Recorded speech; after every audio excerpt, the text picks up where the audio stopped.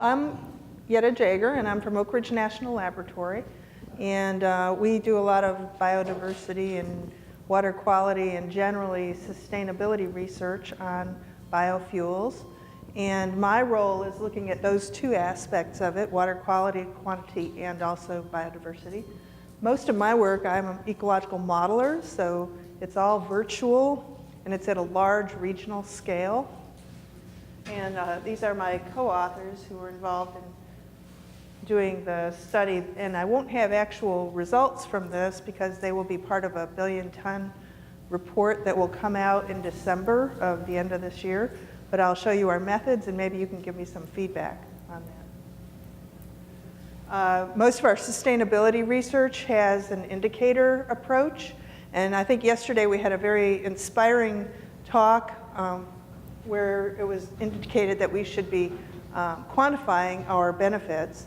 And that's what this indicator approach does. What we do is even our research is evaluated to see how we are improving indicator metrics, including those for water quality and biodiversity. And you can see that these are also somewhat related to ecosystem services. The direct services are those that are provisioning, like energy and food and water. You could also potentially count in that. But what I'll be talking about mostly is our billion-ton analysis, which has recently been completed, the resource assessment part of it. And this year it's really exciting because we have a completely new volume that's been added to this that will be devoted entirely to sustainability. So that's kind of a new thing, and we're really excited about that. And we're excited to be part of it. What I'll be focusing on today is birds, because this is a new methodology for us, and we're just getting our feet wet with it and trying it out. And if it works well for birds, we'll try to expand it and apply it to other species. We're focusing on, what does IUCN stand for? International Union of Conservation, well, whatever it is. A higher value means that there's less concern, and a lower value means that there's more concern. And we're looking at terrestrial species and how they're linked to bioenergy production pathways.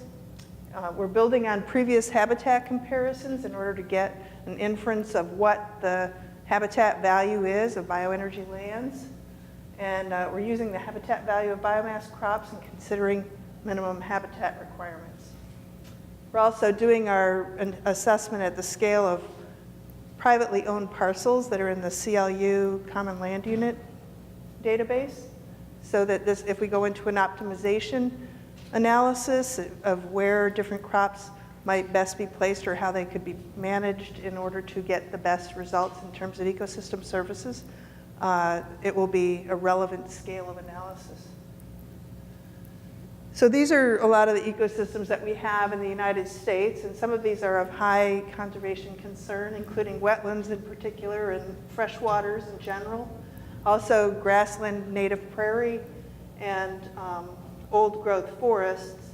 We're going to be concerned mainly with the intersection there of agriculture and managed forest plantations, and I'll specifically be talking about plantations and not forest thinnings. This is the overview of my talk. I'll start out by telling you a little bit about the billion-ton, and then I'll talk about woodland birds, grassland birds, and temporal decisions. And there will be a lot of landscape ecology intermixed with this because I gave most of this talk last week at a landscape ecology meeting. So you're going to learn a little bit more about landscape ecology than you probably wanted to. This is building on a previous biodiversity assessment, and I'm a big fan of Sam Evans, who's out at UC Berkeley, and he's done a lot of really innovative work at a national scale. He did an assessment of the effects of overlap between bioenergy lands and species of concern, and also with actually listed endangered species. And what he did is he assumed he did an optimization to look at overlap and placing bioenergy lands or producing lands in locations where they would not overlap with these species of concern. And these are the maps that he came up with where he made the assumption that it would be replacing crop or pasture land on the left up here. And this is for a high demand scenario, and that's a low demand scenario up at the top. And then he also looked at replacing conservation reserve lands on the right. And these were some of his results. You can see that there really was not much of a response when you replaced crop and pasture land. So that says that we really don't have to be too concerned about that if those are the lands that are replaced. However, if you focused on CRP lands, there was potentially more of an impact. So we think we can build on this by making it a little better by giving partial credit for lands that are growing biomass energy, and I think especially willow and poplar, and also switchgrass and other grasses are kinds of managed ecosystems that can provide habitat value. And there are beginning to be enough studies to where we can quantify that, and that's what we're doing here. So on the right, I don't know how many of you have heard of the POLYSYS model or the billion-ton projections that the Department of Energy makes that are done at Oak Ridge. But on the right, we have county-scale economic projections that we're doing for several different economic scenarios. And this one is a farm gate price of $60 per dry ton for cellulosic feedstocks. And we're assuming a 1% increase in yield per year, and that would be associated with genetic improvements and new feedstocks as they come available. And it also is consistent with the projections of the USDA baseline for regular crops or non-bioenergy crops. We also use the county scale transition probabilities from 2014, which we're using as a baseline, the CDL common, oh geez, all these acronyms. Well, you probably know what the CDL is. And then we're using an optimization to downscale to CLU parcels. And those are basically a collection of privately owned lands that are surveyed by the USDA. And we only use the shape files or the locations. We have a MOU with them in order to be able to use this data, but we don't use the attribute data that tells you about the owners or anything like that. So don't get worried about that. And then what we're doing on the left here is we're building species distribution models, which are basically models of the range of each of these species, and we're focusing on birds.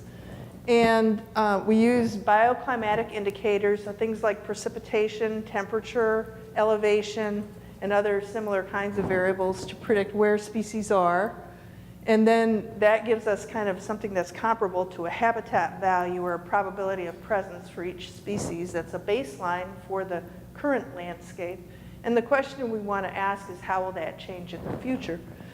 So we then are doing the difficult part, which is trying to understand the habitat value of the bioenergy land use land cover, LULC, and model the effects of management, because even though there might be a change in what the land cover is, there are different ways to manage that could also have an impact on what the habitat value is. And so ultimately, we want to come up with a future species total habitat or species richness. And right now, we're focusing for the billion ton on just comparing a baseline and a few different scenarios. But ultimately, we want to go into a parcel optimization. And one of the other innovative things that we want to add to this analysis that we're still working on is looking at the minimum patch sizes, and I'll talk about that a little bit as well. Maybe I better stay at one level so I don't fall. All right, so the big challenge in doing this work is trying to infer the suitability of the future bioenergy landscape, especially these cellulosic crops, with what it is now, because there's a limited amount of studies that have been done, and not all species have been studied. So what we're using are response ratios, and there have been a couple of different meta-analyses where these have been reported. So they're not available for all land use transitions, but we do have them for a fair number, and specifically for switchgrass and for short rotation woody crops. And as I said, we're incorporating management as well. So these are grassland species that were reviewed by Robertson, and I think the original study was done by Fletcher et al. You can see some of the grassland species across the bottom, just to give you some pretty pictures. So again, here's our methodology. We develop a species distribution model for each of where the land use is one of the predictors. I guess I forgot to say that. We look at a relative effect of converting from that existing land use type to the new one that provides bioenergy as a resource. And we have 3 different classes of transitions that we have to model separately. So the agricultural crops are all dealt with in the same way, and they go directly from the SDM value to imputing the relative effect as that ratio, and then going to the perennial grass. But when we want to go to the short rotation woody crops, we have a problem, and that is that there aren't enough of them out there in the landscape now for us to infer what they'll do in the future. So what we do is we replace the land use in the map with a reference forest, and that depends on where we are regionally. And then we do this transition from the probability or habitat using the SDM and the reference forest to the final type that's been projected by the POLYSYS model. And then with sorghum, it's very easy. There's enough sorghum out there in the landscape that we already have values, and we can use those in the future as well.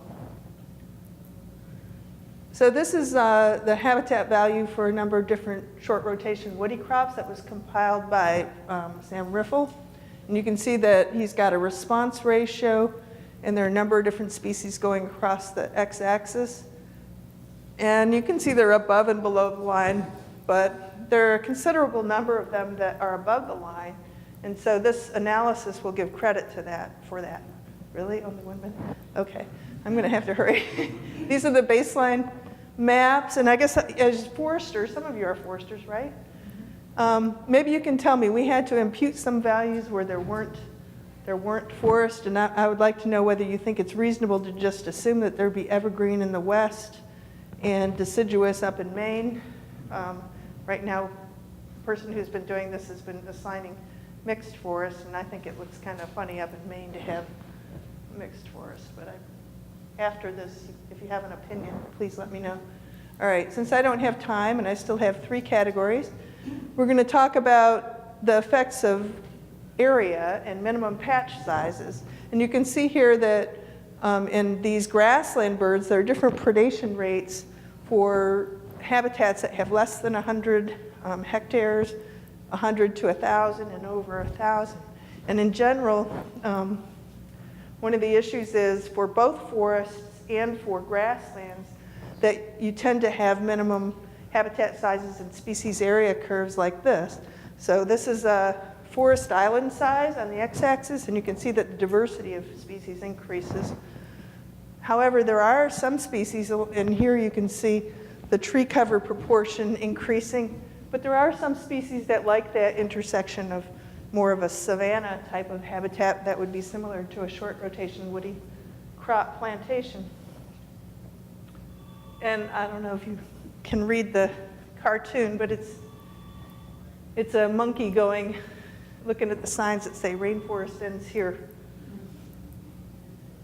So we want to know whether plantation forests are an oxymoron or an opportunity for birds. Do they displace native forests? Probably not.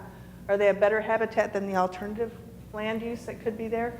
And a lot of that has to do with what was there before. So for example, with eucalyptus forests, we had a session last week at the landscape ecology meetings where it was shown that because the bird species that were there were not adapted to forest and they were not adapted to eucalyptus, and there are some special features of eucalyptus in particular that poses problems for birds, that they actually were not able to use that habitat. But I don't think that's really a problem for poplar and pine and willow, because those are native here. I'm going to try to skip ahead. That's just to show you how we can impute the value from landscapes that are managed in different ways. Here you can see one of the reasons why there's area dependence for grassland birds is that there's this cowbird that's a nest parasite, and it tends to occur near edges. So if you have small patches of switchgrass, for example, you might have problems with that. And this is the minimum patch size for a number of different grassland birds, where ringneck pheasant is the one with the highest minimum patch size.